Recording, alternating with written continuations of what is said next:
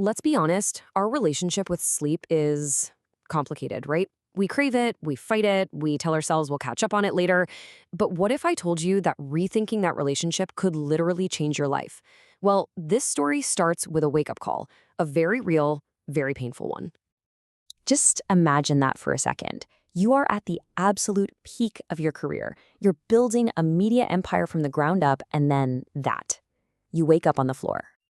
So you have to ask, how does that happen?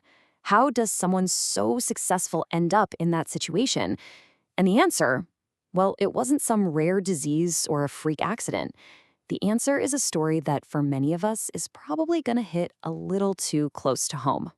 So let's go back. It's April 2007, and Ariana Huffington, the co-founder of the Huffington Post, is about to learn a lesson the hard way. This probably sounds depressingly familiar, right? She's on a college tour with her daughter, and she makes this promise to be present, to stay off her phone during the day. A noble goal. But of course, the work doesn't just stop. So every single night, she'd wait for her daughter to go to sleep, and then she'd work until 3 a.m., basically jamming a whole day's work into the few hours she should have been sleeping. She was running on fumes, maybe 3 or 4 hours a night, convinced she was just too important to stop. Well, her body had a very different opinion. So after tons of tests, CAT scans, MRIs, you name it, the doctors came back with their findings. And you know what was medically wrong with her? Nothing.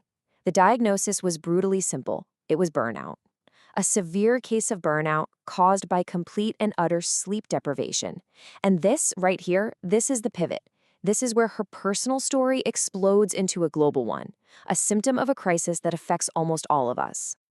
So, just how big is this problem really? Well, it turns out that one person's collapse is actually part of a massive global epidemic of exhaustion. Seriously, try it right now. Pull out your phone. Before you even finish the sentence, Google knows what you're going to ask. And it's not just here. It's the same in Paris, in Seoul, in New Delhi. It's been called the existential cry of the modern age. And this isn't just a feeling, you guys. It has huge, measurable, and pretty scary consequences. $63 billion. That's what sleep deprivation costs the US economy every year in lost productivity. And that's not from people calling in sick. It's from something called presenteeism. You know what I'm talking about. You're physically at your desk, but your brain, it is checked out.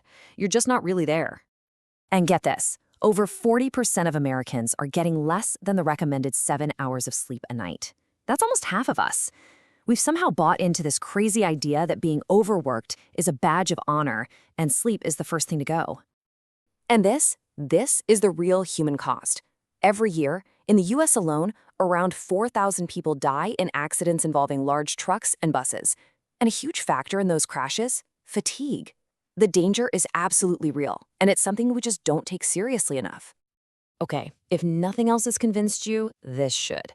A study in Australia found that if you've been awake for 17 and 19 hours, which is a normal day for so many people, your brain is working as if you have a blood alcohol level of 0.05%.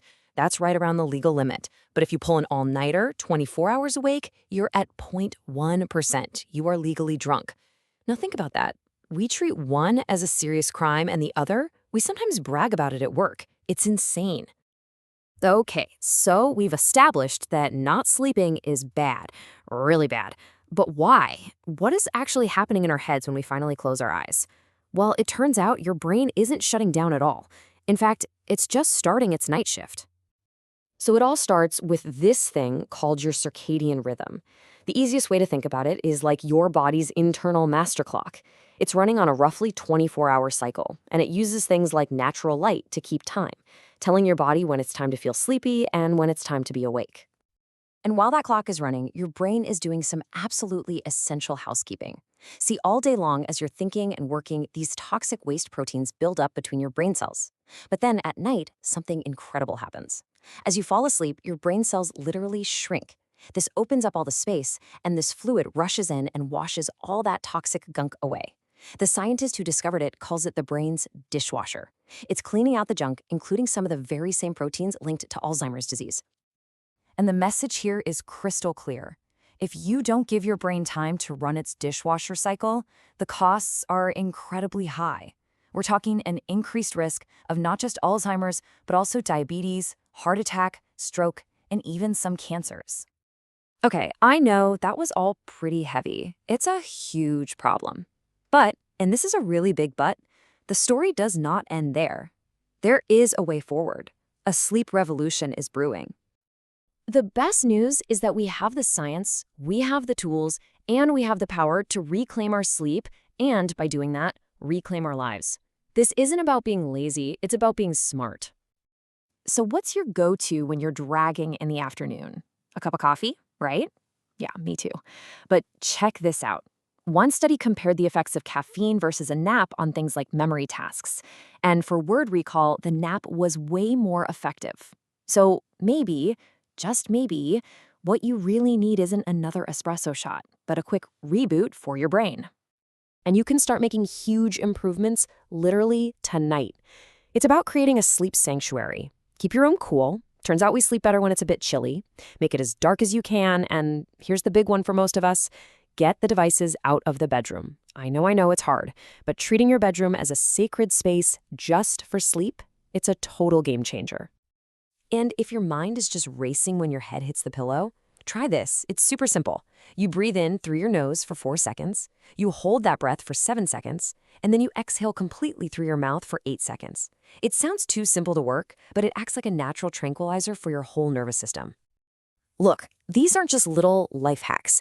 These are the first steps toward a pretty profound transformation. Because here is the ultimate takeaway from all of this. Sleep is not an obstacle. It's not something to be conquered or minimized. It is the very foundation that our health, our creativity, our decision-making, and even our happiness is built on. It is not a luxury. It is a non-negotiable biological necessity. I just love this quote, "To wake like a new opened flower." It frames sleep not as just some passive downtime, but as this act of profound renewal. It's a journey we get to take every single night that allows us to come back to our lives restored and ready to see the world with fresh eyes. So as you finish your day, I'll leave you with this one question to think about.